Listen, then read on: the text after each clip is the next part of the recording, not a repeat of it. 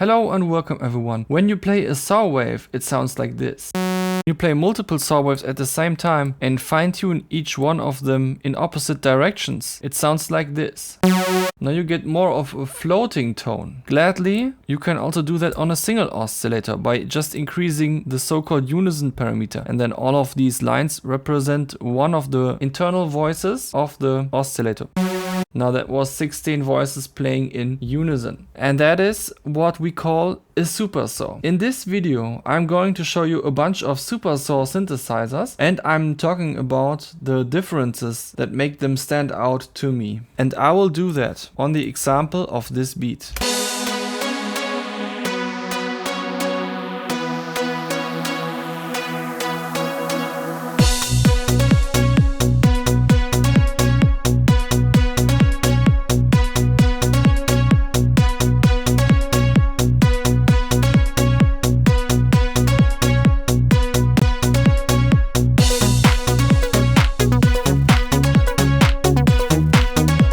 And so on. Alright, so let's start with this track that you find throughout most of this entire project, which just plays this little melody. It consists of two layers of JP-680, which looks like this. It was written by Adam Szabo.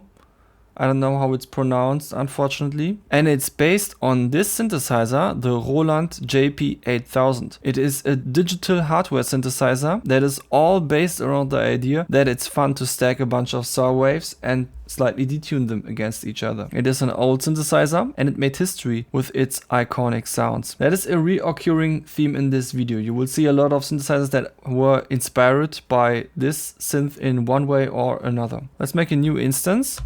In this synthesizer you can change the amplitude envelope, the filter envelope,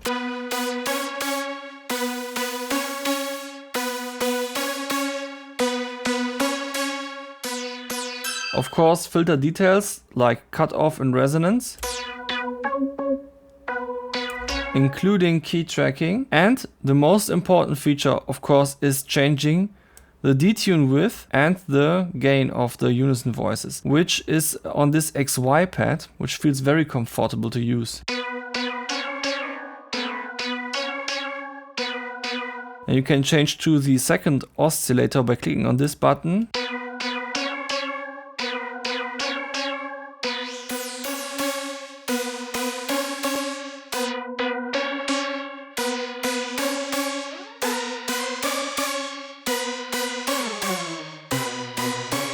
It also has an LFO that can be mapped to pitch, filter or amplitude with some basic waveforms, and an additional section in the filter with useful extra controls like a pitch envelope.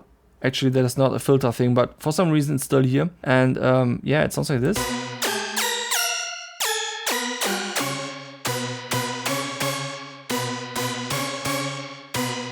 As you can see, you have to go fairly low with the values on this decay to make the pitch envelope actually useful for plucky sounds. That is one of the key problems of this old plugin. The parameter ranges they just don't work very well for plucky sounds. One big strength of this plugin is that it has excellent presets actually. I'm usually not someone who would dive presets, but this plugin just has really good presets.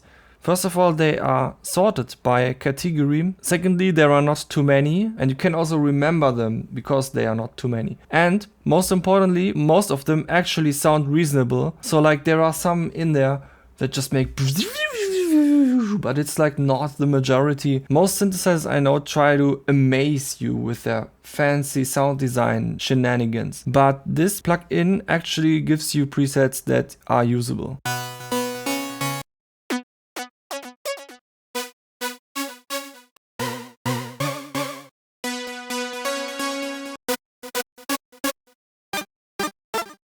Now that one would be a little bit more creative, maybe a little bit less useful, but as you can see, all the ones before sounded very reasonable and you could actually see them in a song. Now the next plugin I want to talk about is Super 7, which I used for this sound.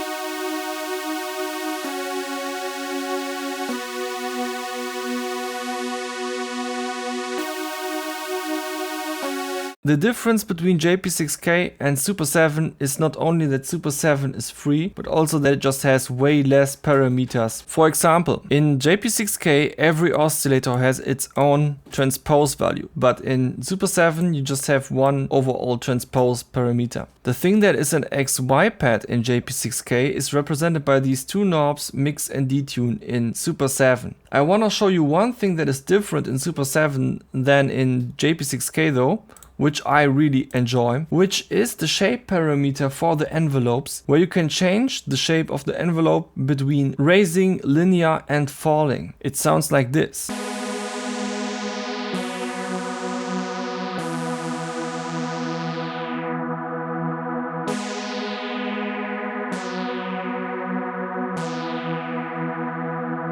As you can see, when you put it to falling, it creates a plucky sound more easily, even if you keep a long decay. While when you put it to raising, it stays up on the highest part of the cut off for very long and only goes down at the end, which is nice for sustained sounds. And of course there's linear in between.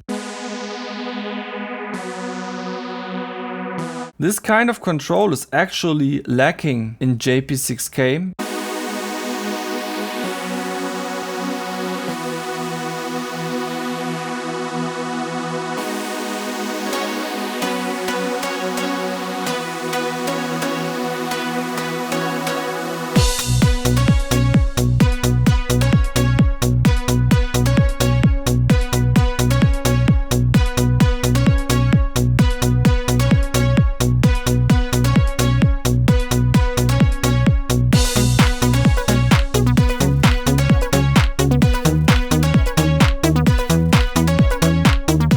Now going on with this bass line, as you can see I didn't choose a synthesizer that looks like the JP-8000 keyboard, but just Serum 2. The reason for that is because in Serum 2 you can turn off the phase randomization of the oscillators. You see, in a traditional supersaw it's very important that the phase is either continuously going on from the last note or completely random, so that the overall sound is just a very diffused one. If the phase is starting at the same point of the waveform every time a new note hits, it creates a very consistent sound. But I like that more for bass lines, because you know, bass lines just punch hard. Unless you're going for a respace or something, it's very good when that is phase reset. So yeah, you can set that up here in Serum, and then you can still use unison, but then it will have a different effect. Instead of diffusing the signal, it just changes the tone of it. And yeah, that's how I came up with this patch.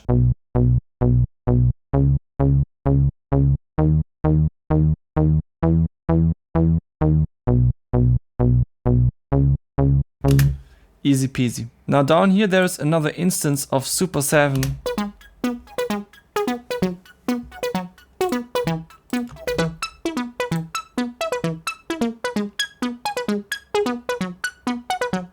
Which also highlights how useful this plugin is actually for making plucks. The parameter ranges here work better for plucks than in JP-680. On this instance I also loaded Serum FX with a sample and hold filter, because I wanted it to sound a little bit more lo-fi.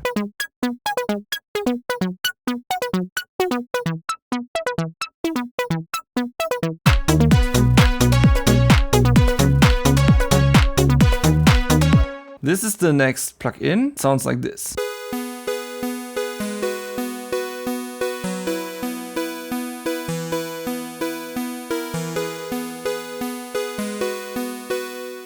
Honestly, from all of the plugins that I tested in order to make this video, this one is the one where I would say the most that I'm not going to use it anymore, because it has too much confusion in it. That comes from the fact that I was born only 34 years ago and not even older. VCO. Voltage controlled oscillator. Nothing in the digital plugin is voltage controlled, or like this range control, which is actually just octaves transpose, and it has these weird labels 32, 16842. I mean, I get it. I know what it is because I have a lot of experience with plugins, but I just feel like this mental friction to call these things in such an old school way that just doesn't have the optimal workflow. It just takes away some seconds when you try to just dial in something. Also, like, where on this entire interface is the detune stuff? I don't get it. Why is this called something that is related to the Rolend JP-680? I mean, obviously this name is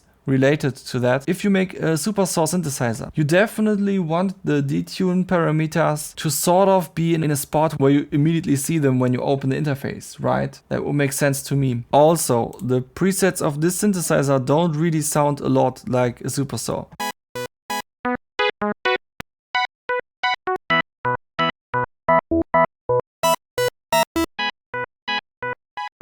If I want to use something like this, I can load synth 1, but with a better workflow. But yeah, for this beat, I still used it.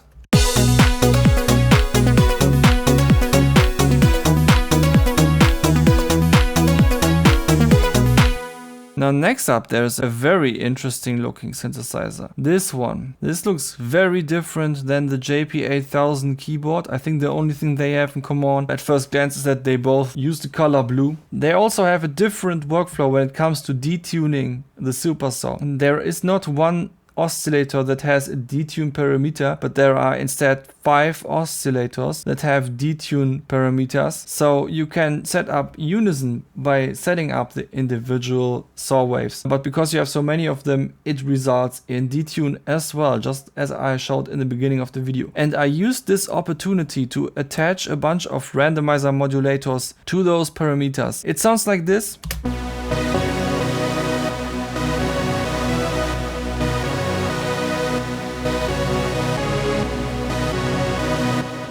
Now this is a different sound than the typical Supersaw sound in a very refreshing way, because you can sometimes hear the vibrato introduced by shifting the detune parameter around like that. But the cool thing is that every voice has its own vibrato, which is just a very natural kind of tone that I would wish to hear more often in a Supersaw. Still, it was a little bit of a hassle to set up 5 unique randomizers just to get this sound, and this is where the clap format comes into play. As most of you probably know, there is a plugin standard called Clap, and Clap has one feature that I want to see actually implemented in a synthesizer one day, which is Clap makes it possible for polyphonic plugins to have their per voice parameters modulated for individual notes, which means that when you have a single oscillator with a saw wave and a detune parameter that is set to unison 7 or something like in most synthesizers, and then you attach a randomizer to that parameter, then it would automatically spawn 7 unique randomizers that are attached to the internal voices of the unison oscillator. And you would get the same effect as I'm getting here by just taking a bunch of randomizers and attaching them to these unique detune parameters, but with an easier workflow. It should probably be mentioned that there is also phase modulation.